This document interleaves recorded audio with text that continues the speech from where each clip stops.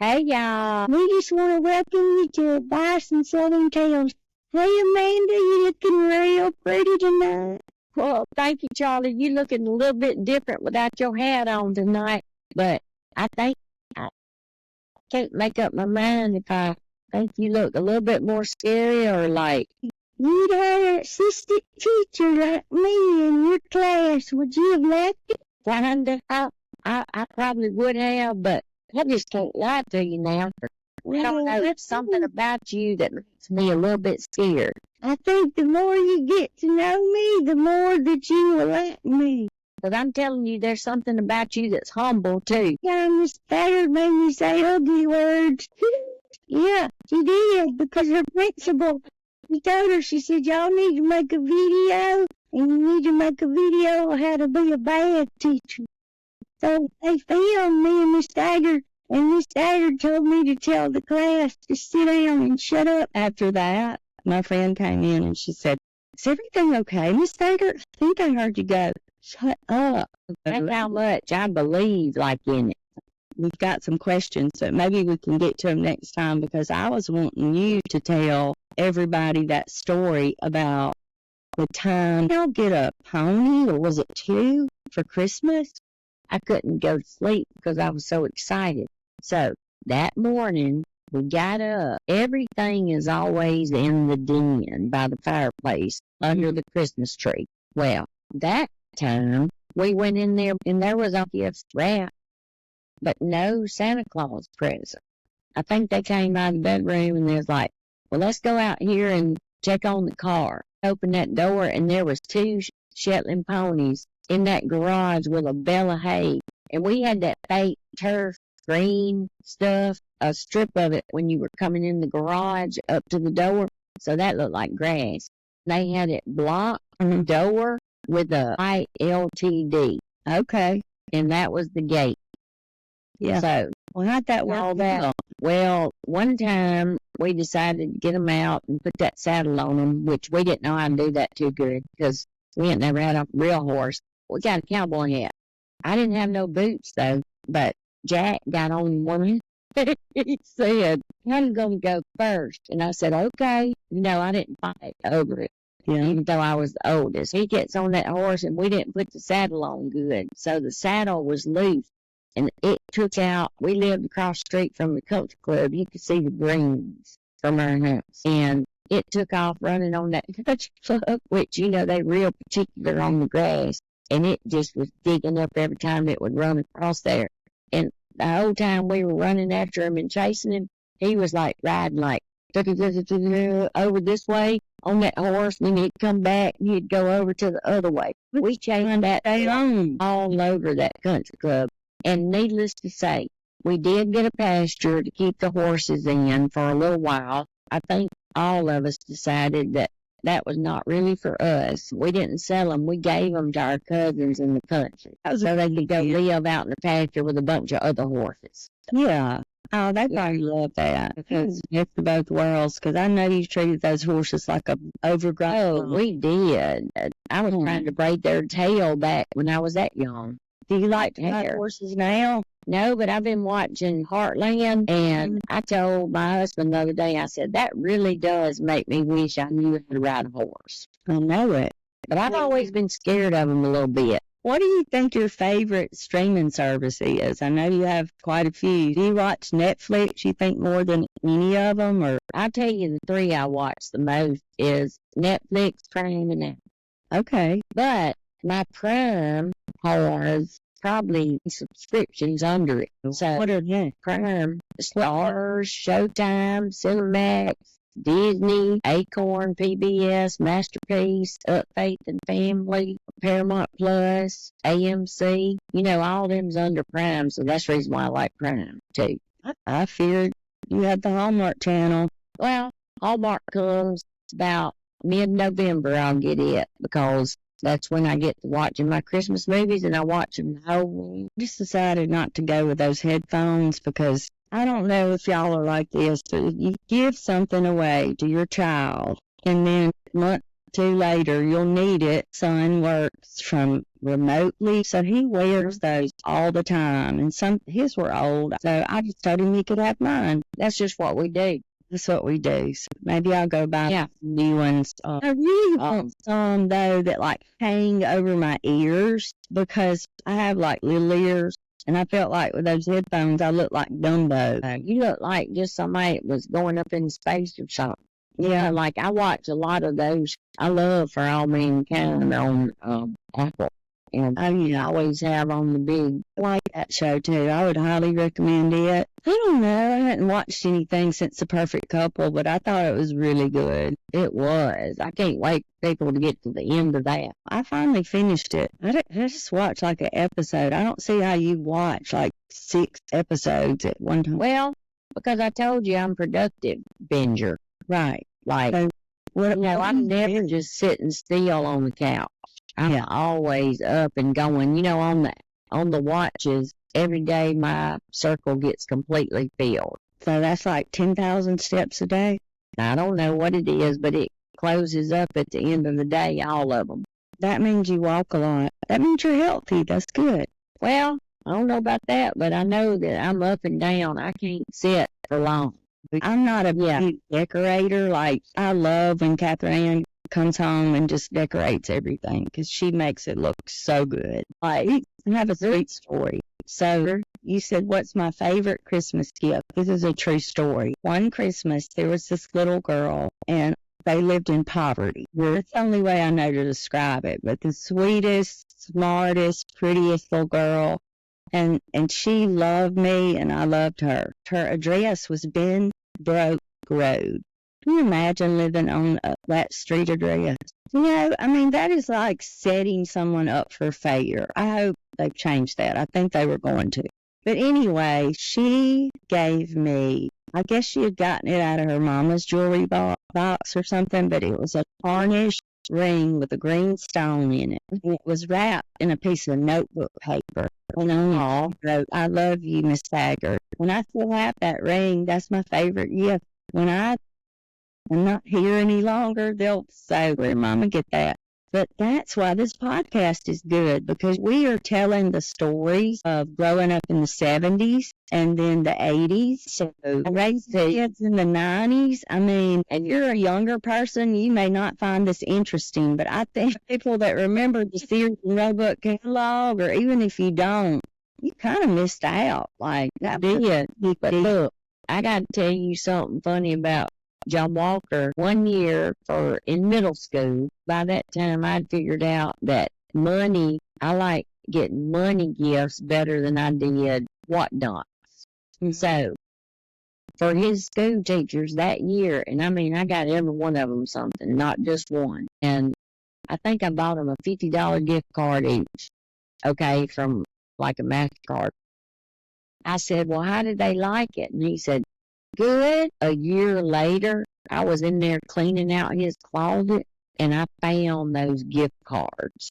He was embarrassed to give them. I couldn't dial that number on the back of it fast enough to see if it had any credit left, because, sometimes it expires. Or you could have been buying games with it. No, and he didn't. He just left it in his closet. But I got them.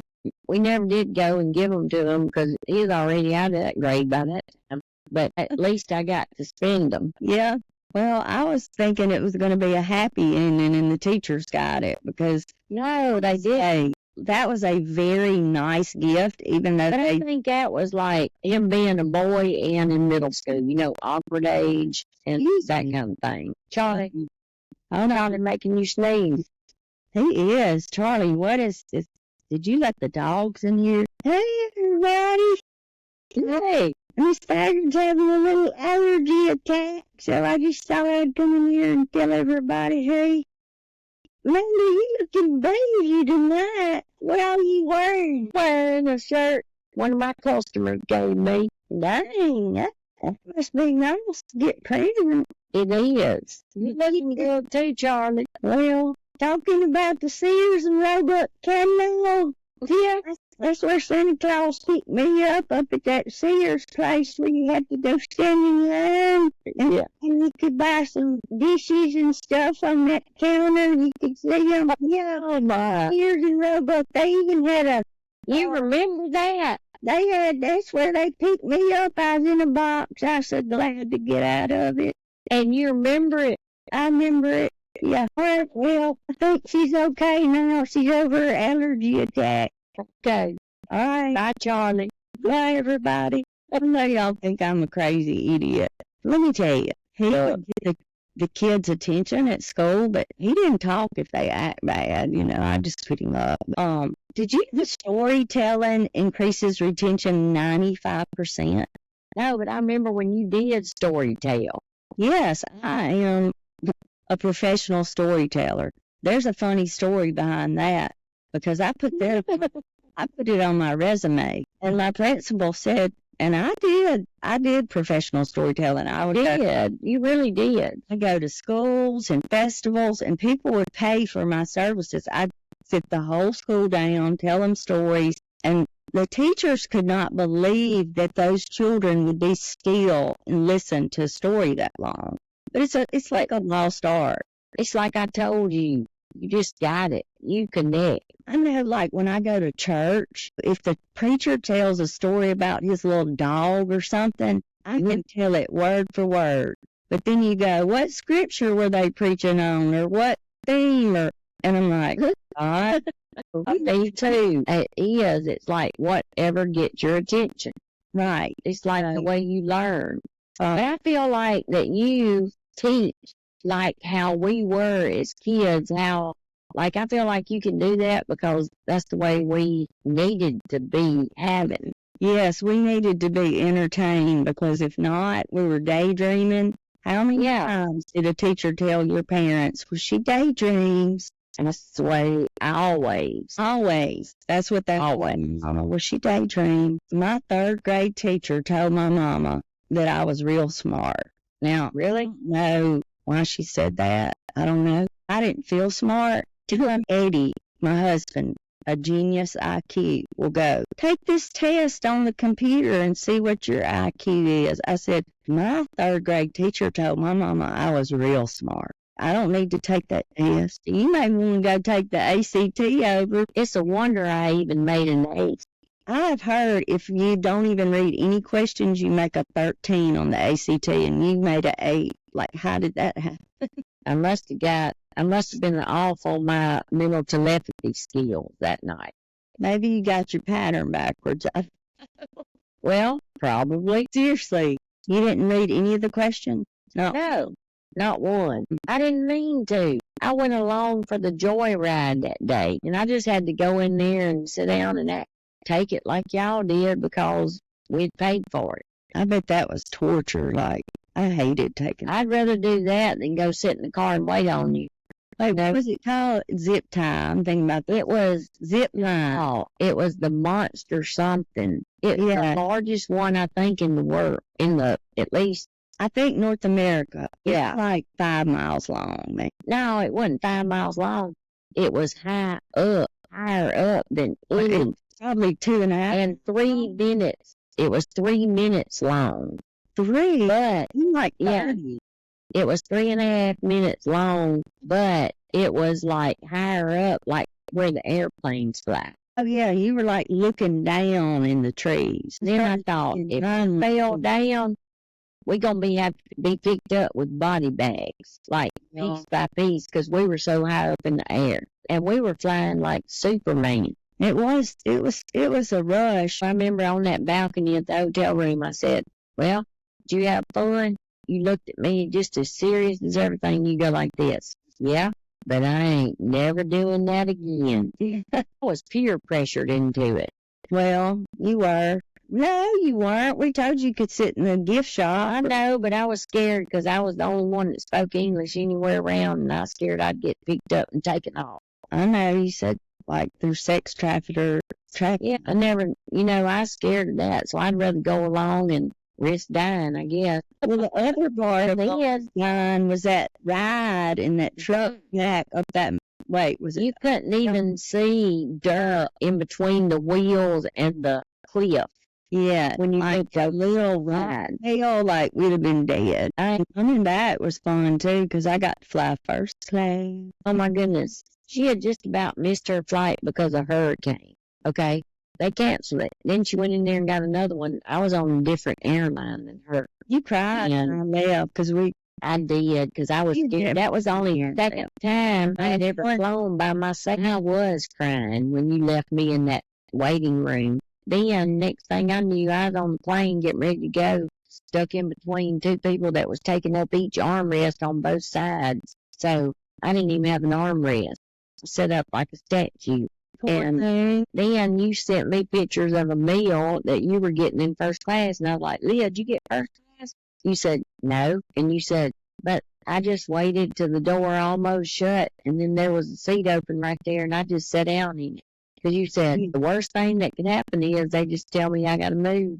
I thought, see, that good seat go to waste when I'm back there in the back where they used to smoke, on airplanes. And why should I go all the way back there lugging my bag because I didn't want to check one? It looked like I could sit first class. I waited you for 4 days, and I was up getting my makeup on every day and doing my hair, and she would look at me. Yeah. You are the kind that can make people believe you. About what? Everything. So you just sat down because you said, I look like I belong in first class. So they believed you. I'm just a good actor. I guess maybe it's from all that. You do that. And see, I'd be worried about somebody telling me to get up.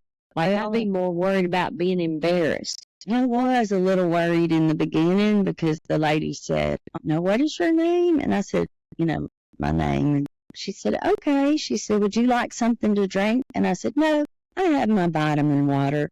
Because I thought, sure as I order a drink, then they're going to catch me. And then, because it takes a while. You'd have to pay for it. Then I'd have to pay for it. And then everybody be looking at me. But you know what? I was just like, there was even more than one seat left in first class.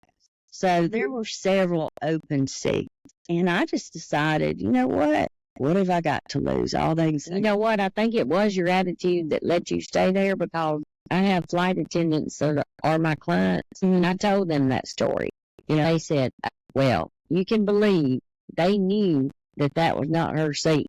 But see, they just left you alone because I played the part. You played the part and looked the part. And so maybe they just had a hint of doubt, so they just like, whatever.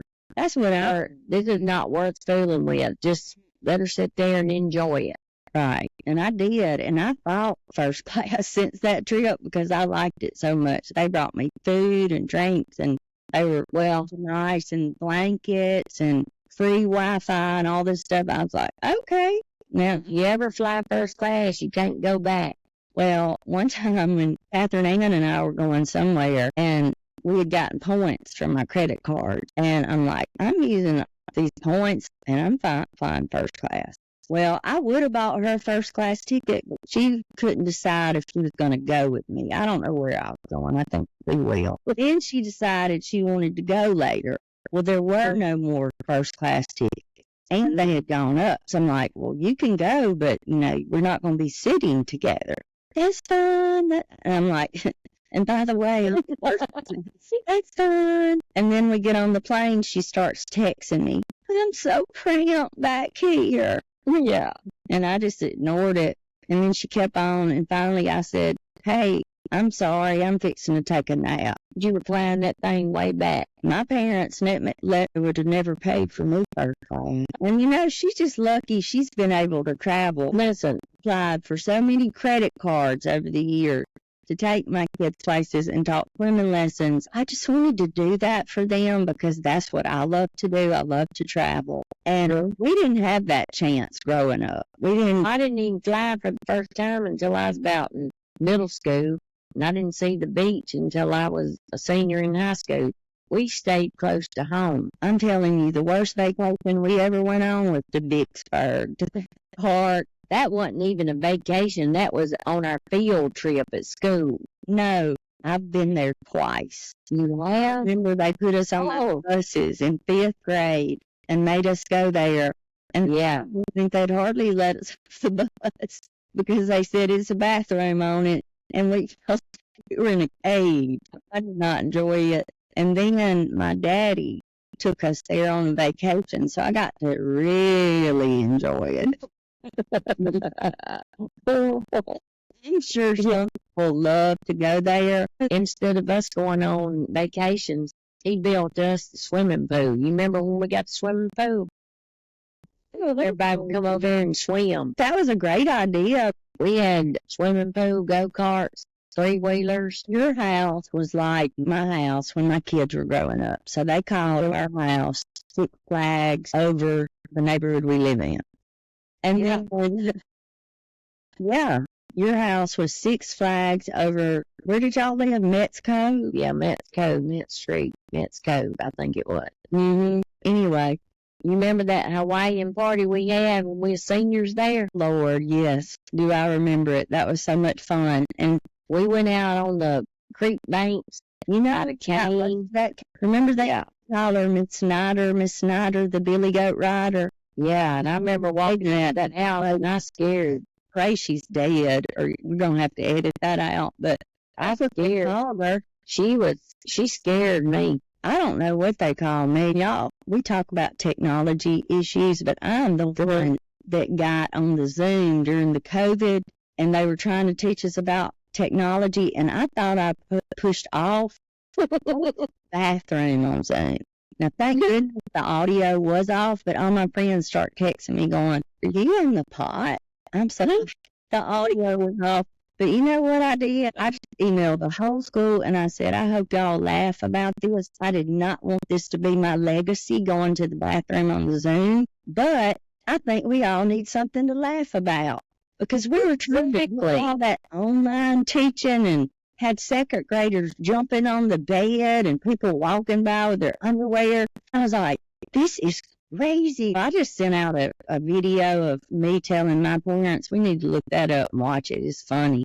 Because I'm like, y'all old for this. Y'all take your kids to the library and check out some books because I'm not doing video teaching. So I got cleaning the house. I got to working in my yard. My kids were all here. We were teaching swimming lessons. We took everybody's temperature coming in. Lord, we could talk about COVID for like 10 episodes. We will. We're watching Netflix. We had been watching it long before COVID. Yeah, I had. Because I always ask you what I need to watch next. Because he's always watching the same shows. And the other night I was looking up there. It's a lot of shows on those networks. I think you can find something. I know. You got 12, 15, I don't know, a lot. I've been watching Outlander today. Really? No, yeah. Well, I know that's one of your favorites, so I don't know what my favorite would be. I think my favorite is Bloodline. I like that, too. Yeah, and that was the guy in Friday Night Lights, too, right? He was good. I like his voice. I do, too. I don't know if people like our voice, but, you know, if you've made it this far, thank you for listening to our podcast. And we appreciate y'all. And our motto is love others and be kind. And we love y'all. Thank you so much. Like, follow, and share this page with your friends if you liked it. And if you don't listen again. Even if you are looking at somebody and you're not even thinking you want to be kind to them, you need to be in your head and go, be kind.